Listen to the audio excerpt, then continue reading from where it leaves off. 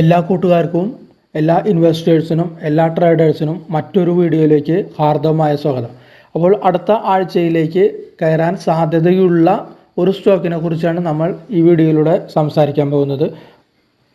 ഏകദേശം ഒരു 83 രൂപ റേറ്റുള്ള ഒരു സ്റ്റോക്കാണിത്.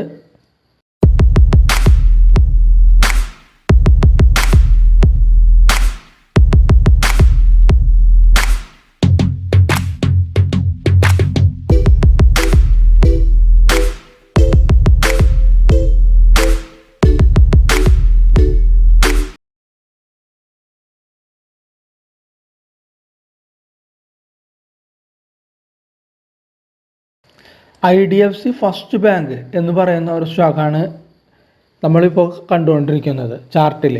അത് ഒരു വീക്കിലി ചാർട്ട് വ്യൂ ആണ് നമ്മളിപ്പോൾ കണ്ടുകൊണ്ടിരിക്കുന്നത്. നമുക്ക് ഈ വീക്കിലി ചാർട്ട് വ്യൂവിൽ നോക്കിയാൽ അറിയാൻ പറ്റും. സ്റ്റോക്ക് ഒന്ന് താഴ്ന്നിട്ട്, നമ്മൾ ഈ വീക്കിലി ചാർട്ടിൽ നോക്കിയാൽ നമുക്ക് അറിയാൻ പറ്റും സ്റ്റോക്ക് ഒന്ന് താഴ്ന്നിട്ട്, കണ്ട ഇവിടെ താഴ്ന്നിട്ട് അതിനുശേഷം ചെറിയൊരു കൺസോളിഡേഷൻ, ഒരു ബേസ് ബിൽഡിംഗ് ഫോം രൂപാന്തരപ്പെട്ടിട്ട് അതിനുശേഷം ഒരു വലിയൊരു ഗ്രീൻ ക്യാൻഡിലാണ് ഇവിടെ വന്നിട്ടുള്ളത്.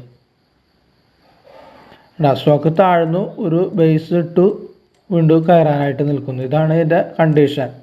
നമ്മളിത് വീക്കിലി ചാർട്ടാണ്, പ്രത്യേകം ശ്രദ്ധിക്കണ, ഇൻട്രാഡേ അല്ല. ഇനി മറ്റൊരു കാര്യം നമുക്ക് നോക്കിയാൽ അറിയാനായിട്ട് സാധിക്കുന്നത്, ഇതൊരു ട്രെൻഡ് ലൈൻ ബ്രേക്ക് ചെയ്ത് നിൽക്കുകയാണ് വീക്കിലി ക്യാൻഡിൽ. കണ്ട ട്രെൻഡ് ലൈൻ ബ്രേക്ക് ചെയ്ത് നിൽക്കുന്നു. കണ്ട എത്രയോ പ്രാവശ്യം ട്രെൻഡ് ലൈനെ ടച്ച് ചെയ്തിട്ടാണ് സ്റ്റോക്ക് മൂവ് ചെയ്തിട്ടുള്ളത്. അതിനുശേഷം ട്രെൻഡ് ലൈൻ ബ്രേക്ക് ചെയ്ത് നിൽക്കുന്നു. ഇനി മറ്റൊരു കാര്യം ഈ സ്റ്റോക്കിലുള്ളത്, നമുക്കിവിടെ ഒരു ലൈൻ കൂടി വരച്ചു കൊടുത്താൽ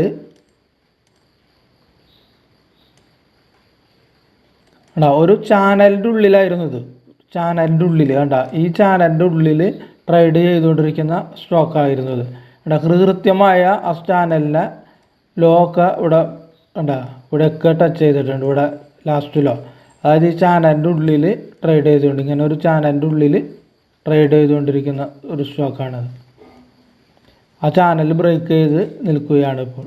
ഇതൊരു വീക്കിലി ചാർട്ടിയുടെ ഞാൻ ആദ്യമേ പറഞ്ഞു. അപ്പോൾ വീക്കിലി ചാർട്ട് വ്യൂ ആണ് ഇപ്പോൾ പറയുന്നത്. അപ്പോൾ വരും ദിവസങ്ങളിൽ ബി ഈ ഹൈക്ക് മുകളിൽ ഒരു ക്ലോസിങ് നടന്നുകയാണെങ്കിൽ നമുക്ക് ഇതിൽ ഒരു അപ്സൈഡ് മൊമെൻറ്റം ഇതിൽ പ്രതീക്ഷിക്കാവുന്നതാണ്. ഏകദേശം ഒരു 85 മുകളിൽ വീക്കിലി ക്യാൻഡിൽ ക്ലോസിങ് ആകണമെങ്കിൽ വീണ്ടും ഒരു അപ്സൈഡ് മൊമെൻറ്റം ഇതിൽ പോകാവുന്നതാണ്. അപ്പോൾ ഈ ക്യാൻഡിലിൻ്റെ ഹൈക്ക് മുകളിൽ ക്ലോസിങ് നടന്നാൽ ഓക്കെ. വീക്കിലി ക്യാൻഡിൽ നമ്മൾ എടുക്കുമ്പോൾ കൃത്യമായിട്ട് നമുക്ക് സപ്പോർട്ട് പോയിന്റ് എടുക്കുന്നത് കണ്ട, ഇവിടെ ഒരു ബേസ് ബിൽഡിംഗ് ഫോം ചെയ്തിട്ടുണ്ട്, ബേസ്.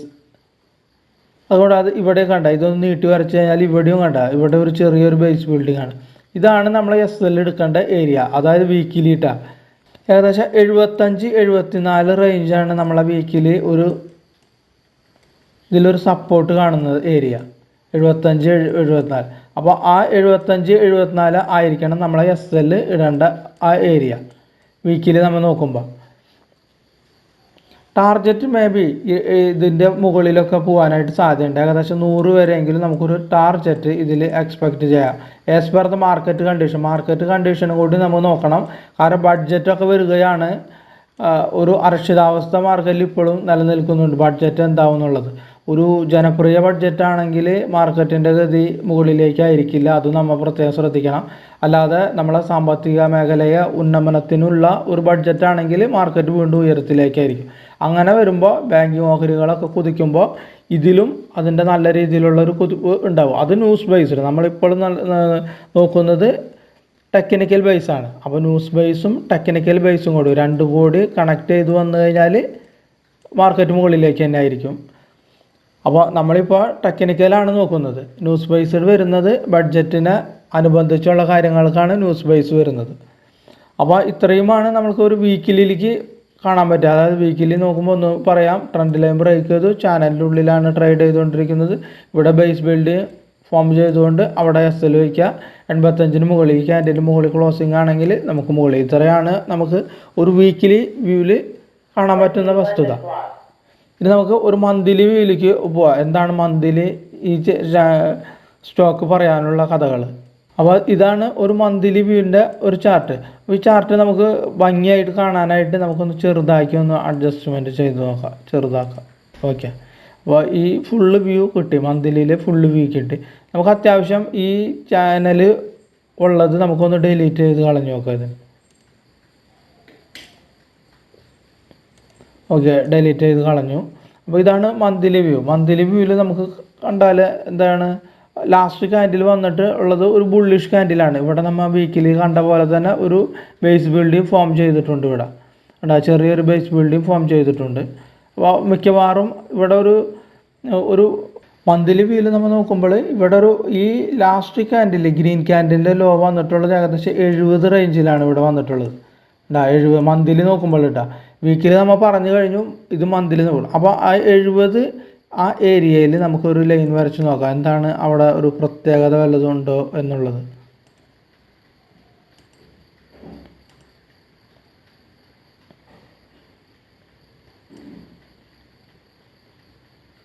ആ ലൈൻ നമുക്കൊന്ന് ബാക്കിലേക്ക് നീട്ടി വരയ്ക്കുന്നു. ഓക്കെ, ആ ലൈൻ നമ്മൾ ബാക്കിലേക്ക് നീട്ടി വരച്ചു. ആ 70 എന്ന് പറയുന്ന ഈ ലാസ്റ്റ് ക്യാൻഡിലിൻ്റെ ലോ വന്നത് നമ്മൾ ബാക്കിലേക്ക് നീട്ടി വരച്ചിട്ടുള്ളൂ, ഇതിൽ വേറെ ഒന്നും നമ്മൾ ചെയ്തിട്ടില്ല. അപ്പോൾ ആ ലൈനിൻ്റെ പ്രത്യേകത ഒന്ന് പരിശോധിച്ച് നോക്കാം.